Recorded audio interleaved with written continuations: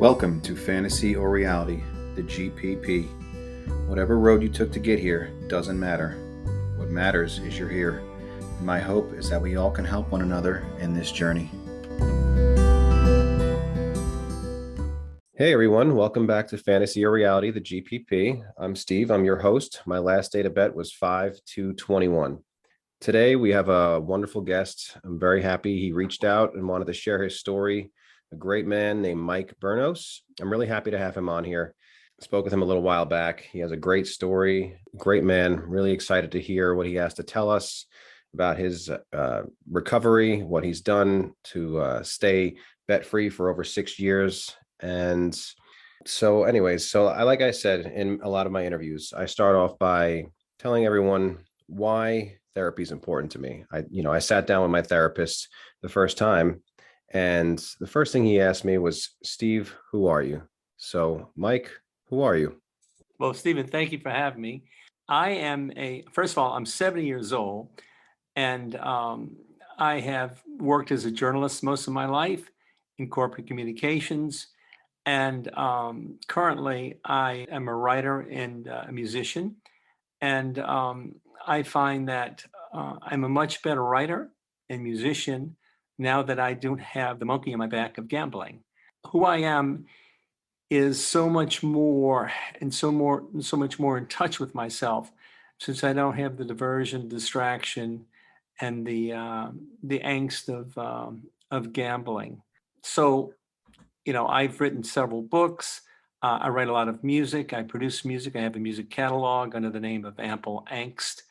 And I find that music and writing is a great way of getting in touch with myself and really being honest with myself. And one of the ways that I came to deal with my gambling was to keep a diary, which eventually evolved into a book called Diary of a Compulsive Gambler, which I've rewritten under the title of What Dostoevsky Didn't Know About Gambling. And of course, Dostoevsky was one of the greatest writers of the of the modern era, living in the 18th century. And he had a gambling addiction, primarily with roulette. And as a matter of fact, he wrote one of his great novels, The Gambler, as a way to pay his gambling debts. So that's extremely ironic. And I just feel as though that even though I went through a lot of battles with gambling over the years. I took my first bet when I was 15 at the racetrack in New Orleans Fairgrounds.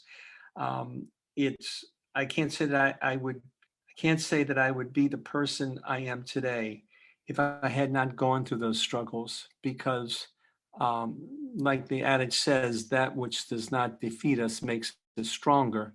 In fact, that has been true with me. Yeah, I agree 100%. I feel like I couldn't be where I am today also if I hadn't gone through the struggles with drug addiction and gambling. This mindset, I feel like I've grown into this positive mindset where I don't beat myself up constantly, where I actually see the good things in life. No, I don't think I could not have come here if I hadn't gone through the struggles of my gambling addiction.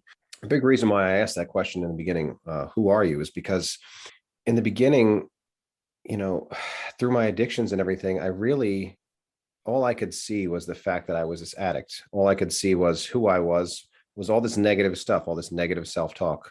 I just saw myself as either a drug addict or a gambler. And like you said, once we stop this negative behavior, we stop our gambling, we can actually see ourselves. We can see who we are. We kind of can see glimpses while we're in it. I was a musician. I mean, I still am a musician, but I didn't really play much when I gambled and when I played, was using drugs. So I think it's important for us to kind of reflect on who we are as we get through in our recovery.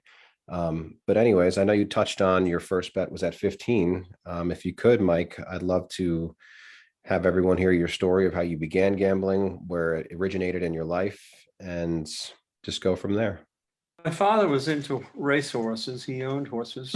And actually, my father was a bookmaker. And he was the guy who made his living just off the vig, as they say, the percentages, the 10% of people betting either way. And my father didn't have an education. And so that's the way he raised his family, put me through college, put my sister through college. And it wasn't in New Orleans, where I'm from, it wasn't a nefarious endeavor. I mean, it wasn't like he was tied to the mob or anything like that. It's more like it was in England, where people just went in and made a bet, and occasionally, and my dad's clients were doctors, lawyers, politicians, and so there was never really a stigma with it. But unfortunately, my father had his own issues, and even though while he wasn't a gambler, I mean, just the highs and the lows, I think, took its toll on me. My dad had a good week. He was on top of the world. If he had a bad week, he was depressed, angry, and I found myself at the racetrack quite a bit, and I made my first bet when I was 15, and unfortunately, the horse won and paid $33, and gambling claimed another soul at that moment, because the rush was just incredible. I mean, I went to the window, a lady gave me $33. I said, "Holy smoke! This is greater than dating the strawberry blonde in my freshman class." I mean, it was really a high. I thought, man, people talk about what sex is going to be like. Well, this is even better than sex. So, and it's been that way all my life. I mean, in my book, what Dostoevsky didn't know about gambling.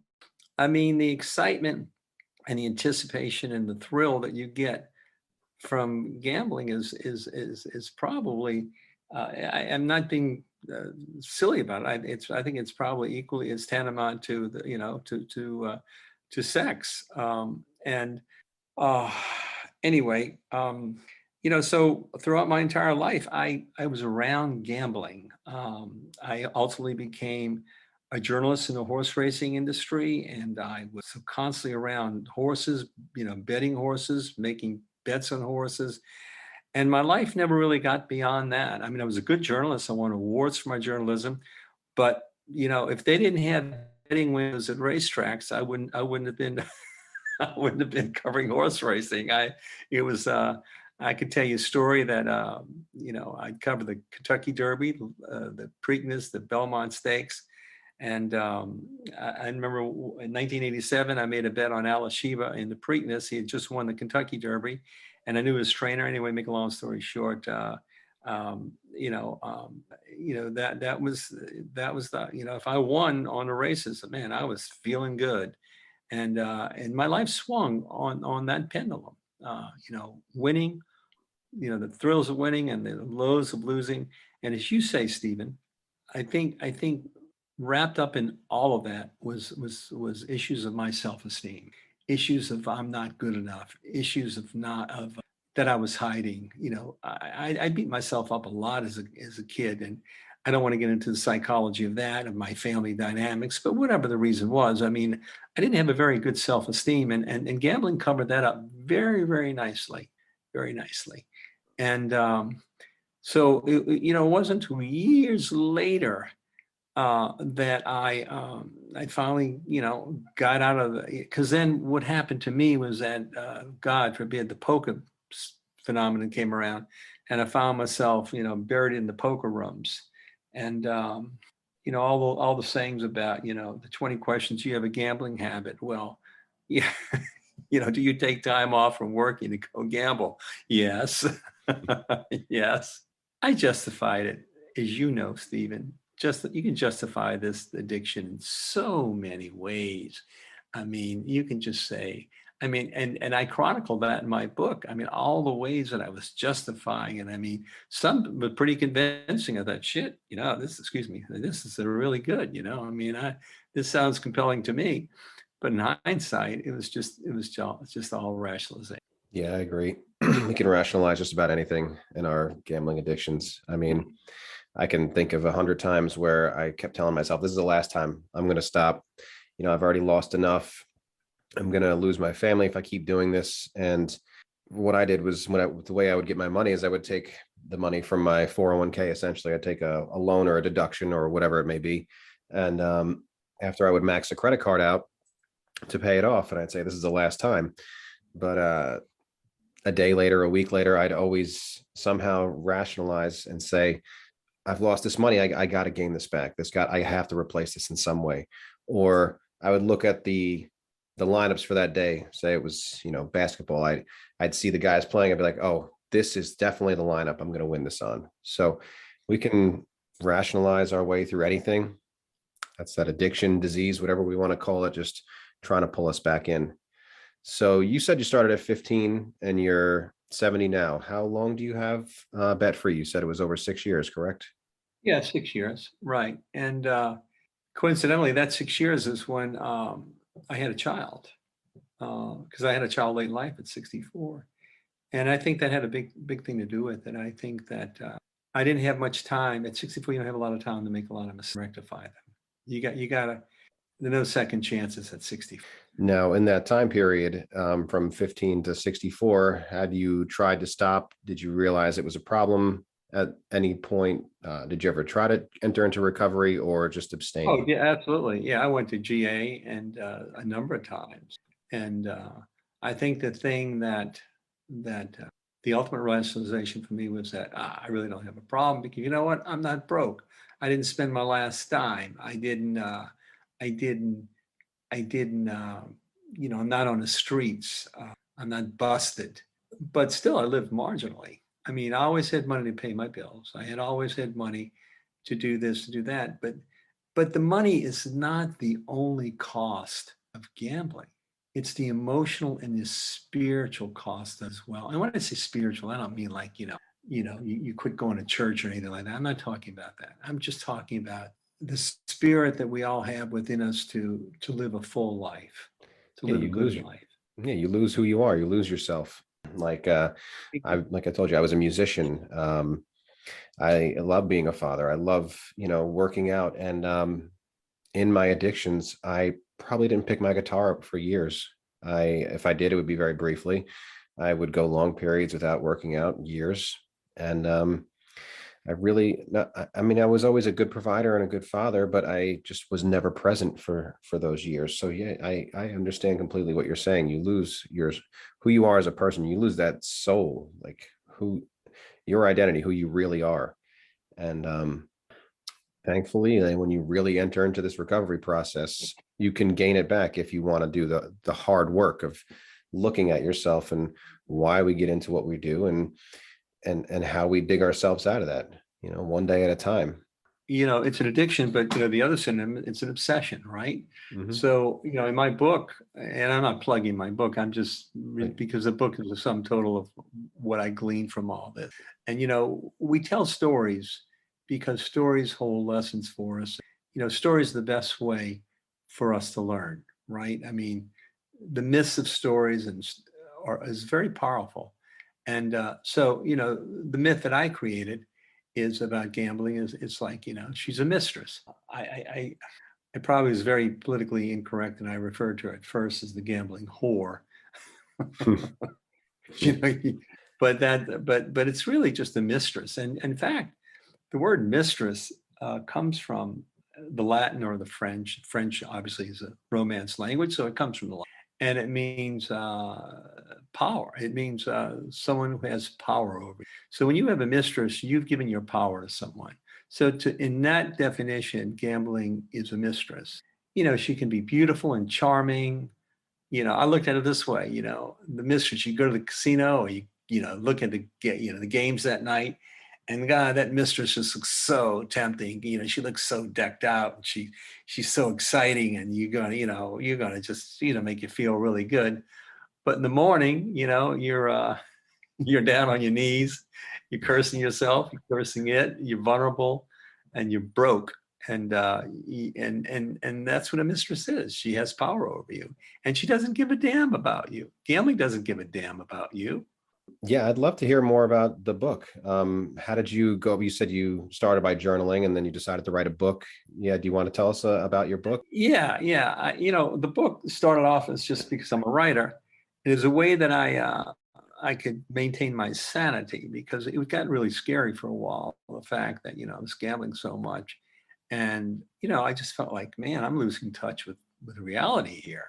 I mean, and so writing as you know, is a form of journaling, and journaling is a form of getting in touch with yourself. So I started writing and kept a diary, and the diary, I was very dedicated to it and devoted to it. And so after a while, I had so many entries. I said, I'm just turning this into a book. And so I created all these little sub chapters that, talk specifically about experiences I've had, or specifically about the rationalizations. But at the end of the day, I saw the book evolving as I evolved, as a person who was realizing what it means to be human, and what it means to be, to have faults, what it means to be imperfect, what it means to understand that none of us are perfect, and it's okay to have faults. And and so the book became sort of a form of redemption for me. That's great. I'm definitely going to put a link in the show notes. So if anybody wants to go and read that, please go and buy Mike's book. Yeah, and I just want to make clear that I'm not shilling my book because I'm trying to hustle anybody. No, No, I of mean, the course book not. is, I think the book is like $7.99 on Amazon. And, you know, um, as I mentioned to you earlier, in the last conversation I had with you, I probably should reduce the price because I really don't need the money. And I guess I just put 79.99 because it was a way of, that's what most people said, that shows that you're a credible writer, 79. If you gave it away, people could think, well, this is, it's like anything, you go to the stores, oh, this is cheap, or this must be worth something. So Yeah. Well, you obviously put a lot of hard work into it. I mean, you yeah, should get sure, something out of it. And I think it's sure. a very relevant topic for anyone who listens to this podcast and other podcasts. I'm definitely going to, when I get some time off from work, I'm definitely going to be reading it because I'm very interested in what you wrote. And I um, think you'll enjoy it. I'm, Knowing you, I'm, I think you'll enjoy it. I'm sure I will. So for the You people know, who are on and, the, and sorry, go ahead. go ahead. No, please. There's a little delay, so my fault. Go ahead, please. It's okay. I was going to say for the people on the fence that aren't sure if they've got a gambling addiction, maybe they just think they had a bad weekend or they lost a little bit too much this time. Do you want to share any particular story that may stick out in your mind? I like to share some stories here and there. So people who are on the fence, if they hear a similar story to maybe what they've done, maybe they may realize they have a problem. They may seek some help. So is there any a story in particular that sticks out to you, or maybe what was it that really got you to stop this last time? Well, I think like I said, what got me to stop was just realizing I have a son, and I Mhm. wanted to set a good example for him. And I think I had learned a lot over the years, of how deceptive this disease is. And I got real with myself. I think one of my chapters in my book is, getting real with yourself, and being honest with yourself. I think that a lot of stories, obviously, I have some stories that are almost funny, but especially in the horse racing industry, but we know addiction is not funny. But yeah, I tell you how crazy it is. I was at the racetrack one time, and I used to give a handicapping seminar at the Hilton Hotel in Shreveport, Louisiana. And so a lot of people would come up to me and they'd say, "Hey, Mike, who you really like?" Because I'd give them the horse that day, but they always thought I was holding back and had a couple of horses that I wouldn't tell them about, that I knew, because they knew that I had connections with the trainers and the owners and the jockeys. And I'd say, "No, no, man, that's what I have." So there was a food and beverage manager there, and he was Hispanic, Chicano, and I liked him a lot. He used to always say, "Hey, Mike, come have buffet on me," and so it was sweet. And one day he gave me $100 and said, "Mike, I want to bet a show parlay with it was 10 races with all these horses. The chances of hitting a 10 race show parlay are just, it's like hitting the lottery." So instead of going and put the money in the window and doing it, I said, "Oh no, man, I'm gonna pocket this $100." As you know, it was foolish of me. The guy won 9 out of 9 races. He had a theoretical $15,000 coming back to him, all on the last race. And I'm thinking, seriously, I'm thinking about, at that point, I'm saying, God, if I ever gamble again, I'm thinking about going to the third floor and jumping off the window, and saying, I can't pay. And so the last race, the horse he picked, I remember it, Draconics runner. I'll never forget. It's imprinted on my brain. It was leading, turning into the stretch, and he didn't have to win. All he had to do was finish third, dude. Finish third. My God. It's like a 5-horse photo, and all he's got to do is stick his nose up and finish third. And this guy's gonna, Jesus Christ. I mean, I would have really had to leave town or go to the bank and make a loan. I mean, I was ruined. Well, the horse finished fourth out of the money, and I thought, why do I do this to myself? Why do I do this to?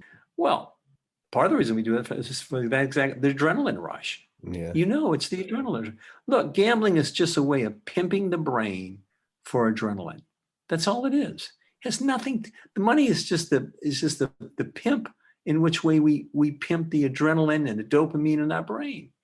And I'd like to just segue into this, Stephen, that when you stay away from gambling long enough, the connection between the anticipation and that little tingle when you're going to gambling gets longer and more distant, to the point that when you even think about gambling, it doesn't do anything for you. And that's the thing we need to do, is break the connection, the conditioning between the idea of gambling and the excitement it brings to us.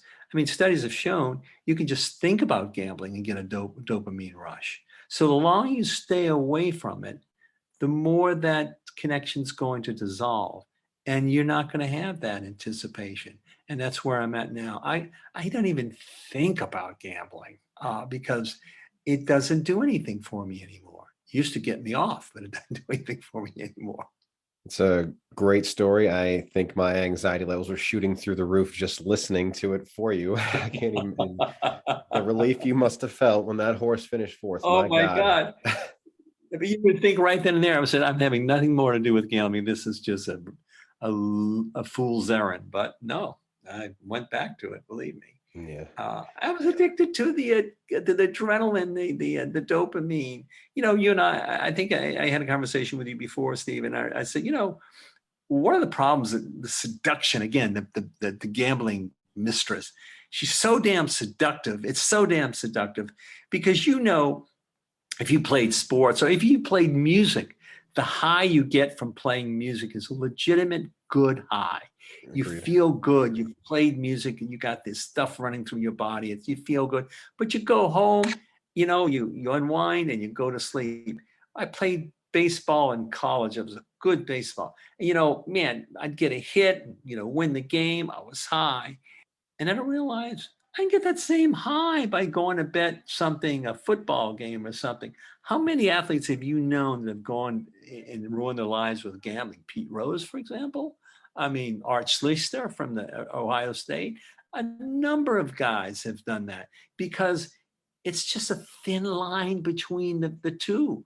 You hit you hit a game-winning home run, you're high. You bet a winning team who sinks the basket, you vicariously won. Yeah, there's so many stories of athletes that, come out and either have had a gambling addiction or get caught gambling or get banned from the sport, or one way or the other. There's definitely a relation between sports and gambling and the high that we get from like you said, either music or playing sports. But I think a lot of what we just talked about segues great into the next segment I like to talk about, which is a big part of why I do this podcast, is the recovery and how we get better. So obviously you said for these past 6 years, you've been bet free. Now I'd like to know what works for you, what doesn't work for you, and what do you do today for your recovery?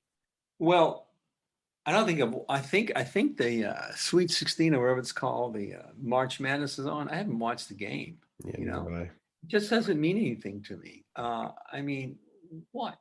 I mean, I guess if I had a college team that I liked, that I went to a small college, didn't even have a basketball, so I don't have any loyalties there whatsoever. So I think the World Series. I haven't watched the World Series. I haven't watched the Super Bowl. I'll watch a little bit, but I'm just comfortable within my own skin right now. And as I said, the farther you go and the longer you have between your last bet, I think that the connection in your brain really goes a lesson to the point that where you can get back to just feeling good within your own skin and feeling comfortable and enjoying the thing that really matter to you, like playing with your kids or playing music or writing or exercising. Christ, I mean, that's been a big thing for me is exercise. You know, Yeah. I walk to the Y. The Y is 3 miles away. I walk to the Y, work out, and walk back. I Great. mean, walking is just a great meditation too. I meditate. You know, I've become very mindful, and that's where my book led me to. I realized that as I was writing the book, it wasn't so much about. Sure, it was about stopping gambling, but it was developing a lifestyle that was going to allow me to take the ups and downs of life stoically. You know, if you're in a 12-step recovery program, you read a lot about Epictetus and the Stoics, right? Because they're the foundation of the 12-step. Do you attend any of the 12-step programs or do anything like, did you do any one-on-one therapy, anything like that? I've done 12-step programs most of my life. And, you know, whether it was Al-Anon, because I was, in previous relationships, I was involved with substance abusers or Gamblers Anonymous.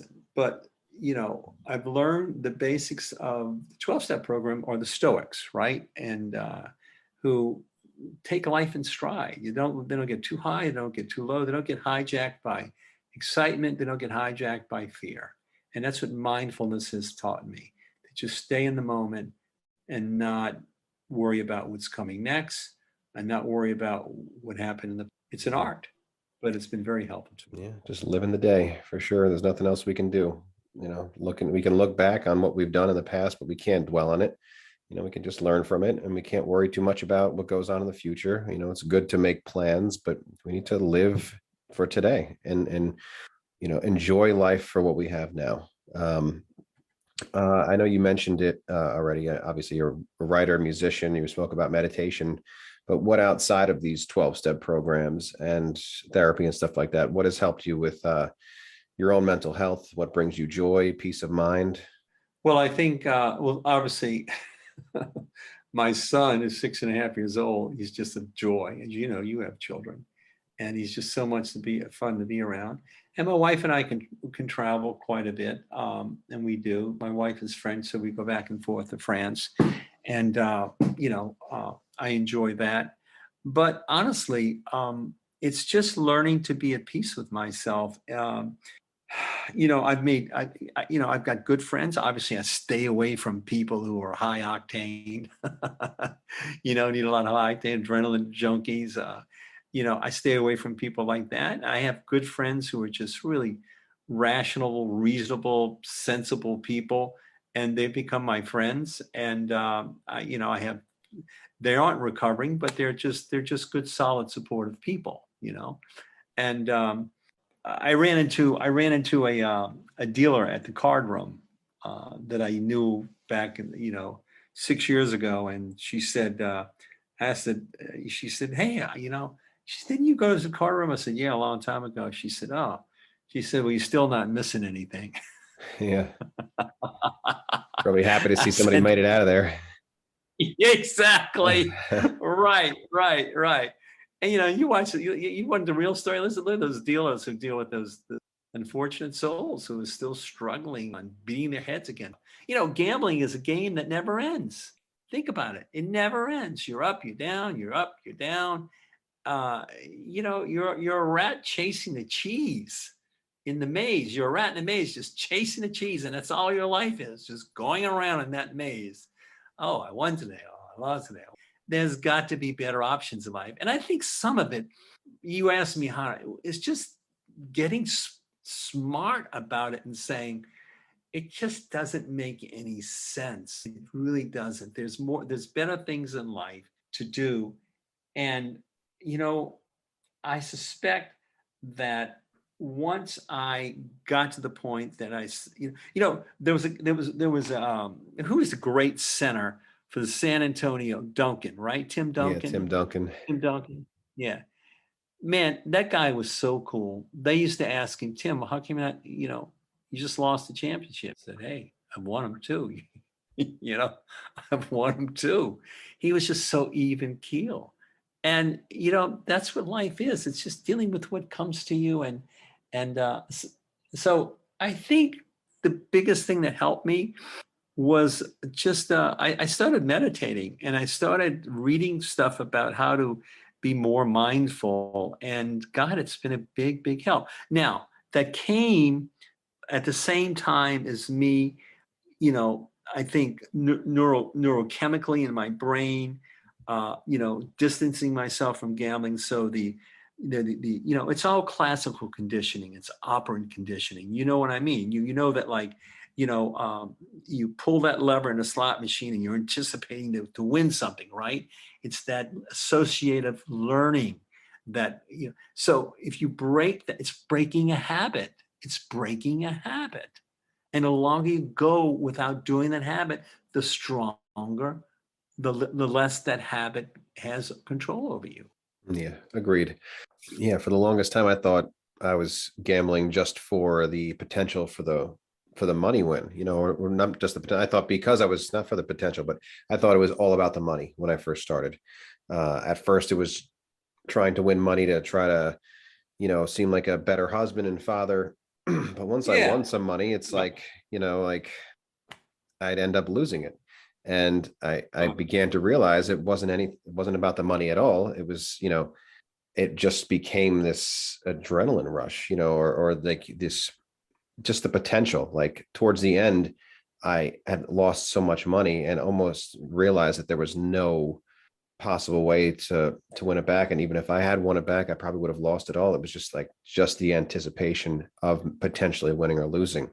Now I don't realize that as I'm in it, but like now I'm in recovery and I realize that's what it was. The whole time I'm in it, I think I'm just chasing this big money win.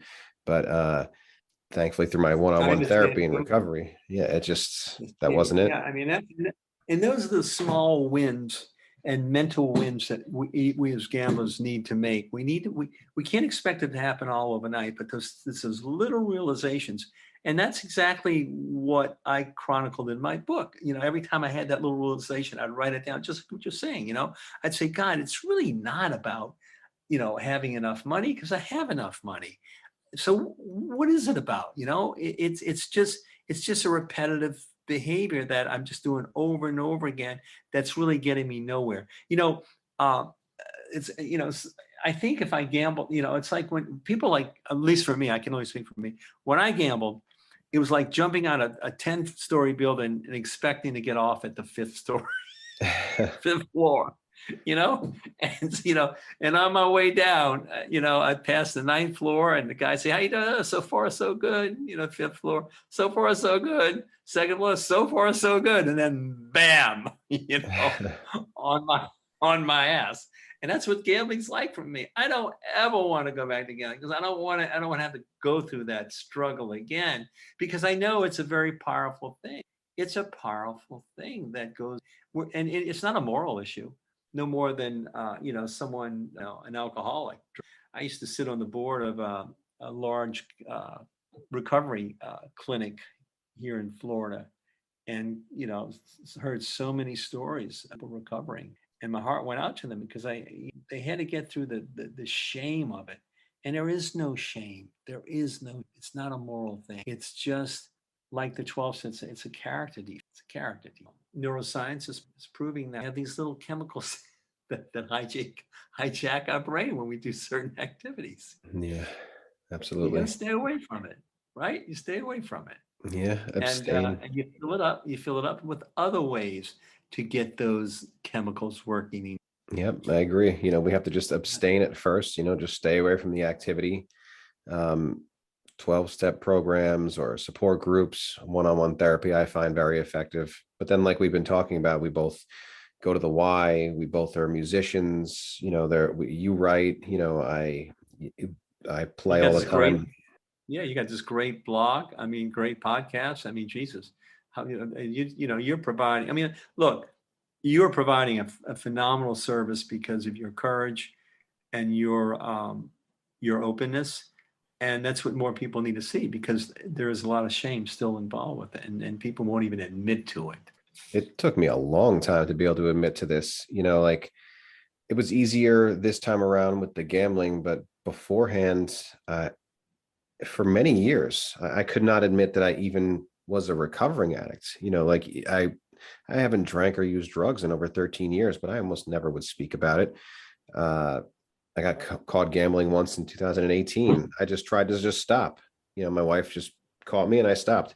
But this time around, it took about 6 months before I started this podcast. But for me, what I've realized is the more open I am about this, the more transparent I am with my family, my friends, my coworkers, and everyone in general. That's what helps me. Is just to be open about this, because also it's what helped me a lot when I first started, was listening to other podcasts. So I find it important to just be open and share our stories so people don't feel alone. That's why it's important for people like you, Mike, to come on and be open and share your story. And writing your book. It's important. I mean, otherwise people are going to think they're alone. I thought I was alone in doing the things I was doing. Like when I was a heroin addict, I knew there were other heroin addicts because I was shooting up next to him. But with this gambling, especially with daily fantasy sports, for me, I thought I was the only one doing these things. So I appreciate you saying that. And it's important to not only use your recovery tools, your 12-step program, your one-on-one therapy, but like we've been talking about, you got to find those other things in life that bring you joy and happiness. And for Mike and I, it's music, and other things like the writing and the meditation, whatever it is it's going to be different for everyone, but whatever you find joy and happiness in, that's, I think, as important as the recovery tools. Yeah, no, I mean, look, I'll just say this, speaking with you directly, publicly, but, I look at you and I say, man, there's a good guy, he's humble. He's got a good heart. He is, I mean, you would be kind of a guy I'd like to hang out with, right? I mean, you're a good guy. You have a lot of things to your personality, your character. They're very admirable. And there's no reason why you or I, and people say the same thing about me. There's no reason why we should we should cover that up with this other persona of like being a gambler, right? Because it's just so narrow. It's just so narrow. It's so one dimensional. We're born on this earth to flourish, to love. Three things that I've been going through and I've discovered that mean something to me is that it's the three C's. It's I live by creativity, I live by curiosity now, and I live by compassion. And we're all born. Curiosity is a natural trait within human beings. You think of a kid. I mean, he's always exploring things and everything, right? And curiosity is natural. And if you can live by creativity, remain curious, and be compassionate, you're halfway home. And gambling certainly gets in the way of all those things. I mean, you ain't being creative when you're gambling, you're curious when you're gambling, and you ain't being compassionate when you're gambling. You know what I mean? You're sitting there cursing the TV or the basketball player or whatever, Yeah. Right? How could you miss that layup? It's an easy layup. And so those things are guiding my life right now. And some of the nicest people I have met are people that have come out of recovery. It's like when I get into a Uber or was it the other Uber and the Link, or was it Lyft? Yep. I can tell you within 30 seconds if that guy or that lady is ex-military. They just have a character, discipline about them. And I can pretty much tell you within 30 seconds if someone's coming out of recovery. There's just a certain humility about them. A certain like saying, hey, man, I'm done with trying to be king of the world. Yeah. Yeah. Dan, it's great, man. It's so good talking with you. Really good talking with you. Yeah. And good. Yeah, I'm really happy to have you on here, Mike. Thank you so much for sharing your story. Is there anything else? No, I was going to say that, one of my songs I wrote was a song where I guess I got real with myself, a song called Fallen, in which, I'm talking about, all the ways I failed, and the chorus says, maybe one day I'll come true. I wrote the song when I was really depressed and down. And then I realized at the last verse, I came up with a line though I've fallen short, blame it on my sins and not on my heart. And I think that's what we all got to realize. We all basically have a good heart. We just got to find it and live it. Agreed.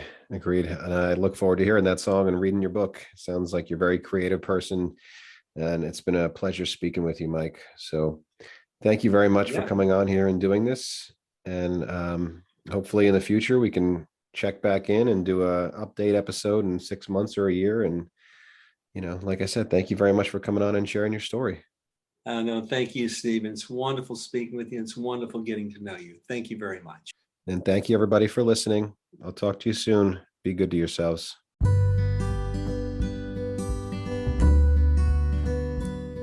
Here's where to get help. You can call or text 1-800-522-4700. That's the National Council on Problem Gambling. Or you could call 1-800-GAMBLER, 1-800-426-2537. This is where I found the link to my therapist through my local counselor. And then also, we cannot forget our affected others. My wife goes to Gam-Anon every week, and it's been a huge help to her. So anyone in your life who you feel like needs help or you've affected through your gambling, you can go to gamanon.org, GAM-ANON.org. The number is 718-352-1671.